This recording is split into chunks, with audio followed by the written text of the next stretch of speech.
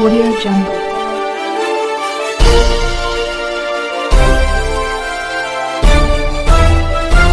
Audio Jungle. अभी आप देख रहे हैं कंचन न्यूज। इसे लाइक शेयर सब्सक्राइब करना ना भूलें ताकि न्यूज का नोटिफिकेशन सबसे पहले आपके पास पहुंचे। अब चलिए खबरें विस्तार से। है जिसको 4 सीट आई है, ज्यादा नहीं 4, ओनली 4। और वो कहती है कि हम बिहार में हम लोगों ने चीजों को स्थापित करने का काम किया। और कांग्रेस पार्टी जो राष्ट्रीय स्तर पर है वो कहती है कि हम जीत गए। कैसे जीत गए? 33 पार्टी मिलकर भी 240 सांसद नहीं पूर रहे, 33 पार्टी। और हम अकेले एक पार्टी भारतीय जनता पार्टी अकेले 240 सीटों पर जीती हुई है। और हमारे गठबंधन के लोग पूरे देश में 53 सीटों पर जीतने का काम किया है साथियों। ये नया गठबंधन नहीं है, ये कोई चुनाव के बाद पोस्ट पोल इलेक्शन का रिजल्ट नहीं है। हम चुनाव के पहले समझौता करके चुनाव लड़े थे। हम जनता दल यूनाइटेड के साथ बिहार में लंबे समय से चुनाव लड़ रहे हैं। लोजपा के साथ हमारा गठबंधन है, हिंदुस्तानी अवाम मोर्चा के साथ गठबंधन, राष्ट्रीय लोक मोर्चा के साथ गठबंधन। हम गठबंधन पहले भी चुनाव के पहले हमने बताने का काम किया था और चुनाव के बाद भी हम उसी गठबंधन में सरकार बनाए हुए हैं। लेकिन लूडो खेलते हैं ना, तो लूडो पे जब 99 पे लोग रह जाता है तो एक के बार सांप काटता है तो कहां पहुंचता है?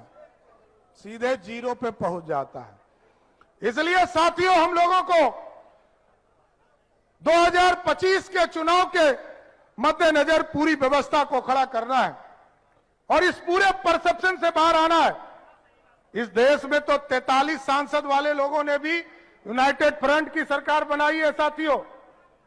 और साथियों, हमको सोचना पड़ेगा कि सिर्फ परसेप्शन से चुनाव जीते नहीं जा सकते। चुनाव आया तो लोगों ने कहा संविधान खतरे में है। संविधान कैसे खतरे में है? 10 साल तक आदरणीय नरेंद्र मोदी जी की सरकार इस देश में रही है साथियों, और उसके बाद भी लोग प्रश्न उठा रहे हैं कि आरक्षण खत्म हो जाएगा, संविधान खतरे में है। अरे, भारतीय जनता पार्टी तो वो पार्टी है जिसने 1950 में भी संविधान जब बन रहा था तब भी दलितों को और आदिवासियों को आरक्षण देने का समर्थन जनसंघ के लोगों ने किया था। और पंडित नेहरू प्रधानमंत्री थे साथियों। पंडित नेहरू ने सभी मुख्यमंत्रियों को लिखकर विरोध करने का काम किया था। लेकिन कांग्रेस पार्टी सब दिन कहते रहती है कि संविधान खतरे में है। ये जो नए नए इनके युवराज हैं, इनको अपना इतिहास पता ही नहीं। बिहार में जब 1977 में पहली बार अति पिछड़ों को आरक्षण देने का काम, महिलाओं को आरक्षण देने का काम शुरुआत किया गया साथियों, तो आपको जानकर आश्चर्य होगा कि तब भी पंडित कैलाशपति मिश्र जी कर्पूरी ठाकुर जी को समर्थन देने का काम कर रहे थे। तब आरक्षण मिला था साथियों।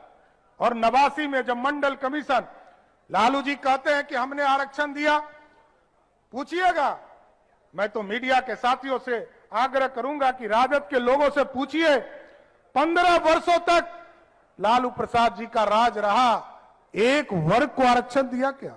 एक व्यक्ति को आरक्षण दिया क्या? मंडल कमीशन बीपी सिंह जी ने दिया, और बीपी सिंह जी को समर्थन किसने दिया? भारतीय जनता पार्टी के 84 सांसदों ने समर्थन देकर मंडल कमीशन लागू करने का कहा। और जब इस देश में लगा कि इस देश में दलितों को आरक्षण मिल गया, अति पिछड़ों को आरक्षण मिल गया, पिछड़ों को आरक्षण मिल गया, और जब इस देश में मोदी जी देश के प्रधानमंत्री बने, अति पिछड़ा का बेटा इस देश का प्रधानमंत्री बने, तो पहली बार स्वर्णों को भी 10% आरक्षण देने का काम मोदी सरकार ने किया। साथ हम सबका साथ, सबके विकास की बात करते हैं, हम सबको साथ लेकर चलना चाहते हैं। लेकिन मैं धन्यवाद देना चाहता हूं आज इस मंच से हमारे एक एक कार्यकर्ता, एक एक बूथ अध्यक्ष, हमारे संगठन के एक एक कार्यकर्ता सभी जगह लगे रहे। और आपको जानकर आश्चर्य होगा कि 243 सीटों में से 174 विधानसभा क्षेत्र में हम सभी जगह चुनाव जीतने का काम किए। ये एक स्पष्ट संदेश देता है कि हमारे कार्यकर्ता, चाहे वो बूथ अध्यक्ष हो, हमारे बूथ की कमेटी हो, चाहे वो शक्ति केंद्र के लोग हो, चाहे वो मंडल के टीम हो, जिला के टीम हो, सबने मुस्तैदी के साथ पूरे एनडीए को जिताने का काम किया। हम सबके साथ सबके विकास की बात कर रहे हैं और स्वाभाविक है ये पूरे परसेप्शंस को बताना पड़ेगा।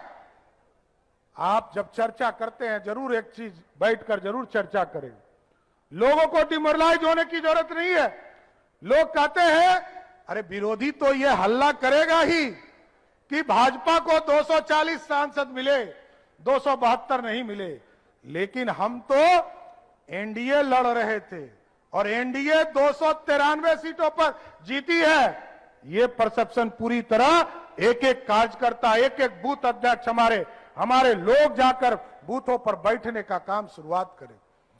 और आज देखिए 2 दिन पहले एक नेता के पिताजी की हत्या हुई। हत्यारा कौन था समझ गए? हत्या करने वाला कौन था?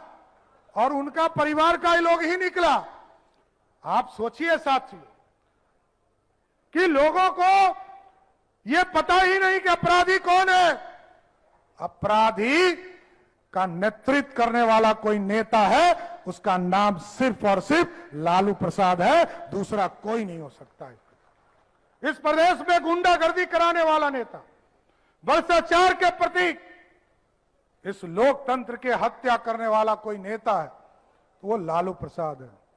याद कीजिए 2005 में एनडीए की सरकार बनने वाली ही थी। राष्ट्रपति मॉस्को में थे, रसिया में थे, और लोकतंत्र की हत्या रात के 2 बजे मॉस्को से दस्तखत करा के राष्ट्रपति से और बिहार में राष्ट्रपति शासन लगाने वाला कोई दूसरा नेता नहीं था। यही लालू प्रसाद जी रेल मंत्री हुआ करते थे।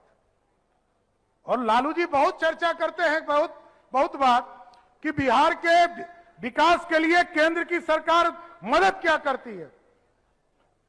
आप याद कीजिए साथियों, जब इस बिहार का बंटवारा हो रहा था तो श्रीमती राबड़ी देवी ने इसी गांधी मैदान से आग्रह किया था प्रधानमंत्री अटल बिहारी वाजपेयी से कि हमको सहायता दीजिए। आदरणीय अटल जी ने उस समय 4000 करोड़ रुपया का सहयोग किया। लेकिन आपको जानकर आश्चर्य होगा कि 2001 में 4000 करोड़ रुपया बिहार की सरकार को देने का काम किया, लेकिन 2005 तक 1 रुपया खर्चा नहीं हुआ। और 2005 के बाद जब एनडीए में आदरणीय नीतीश कुमार जी और सुशील मोदी के नेतृत्व में बिहार में सरकार बनी, तब वो पैसा विशेष पैकेज के तौर पर जो बिहार को मिला था उसको खर्चा करने का काम नीतीश कुमार और सुशील मोदी की सरकार ने किया था। उसी तरह 2004 से लेकर 2014 तक इस देश में लालू जी का धाक चलता था। 22 सांसद हुआ करते थे, केंद्र की सरकार में रेल मंत्री हुआ करते थे। कोई पैकेज नहीं मिला, कोई विशेष सहायता नहीं मिला। लेकिन जब 2014 में देश के यशस्वी प्रधानमंत्री नरेंद्र मोदी हुए तो आपको याद होगा साथियों, 1,25,000 करोड़ का अतिरिक्त पैकेज बिहार को देने का काम किया, जिससे आज 4 लेन और सारे जगह हॉस्पिटल्स बनने का काम किया जाए। न्यू अपडेट के लिए देखते रहिए कंचन न्यूज।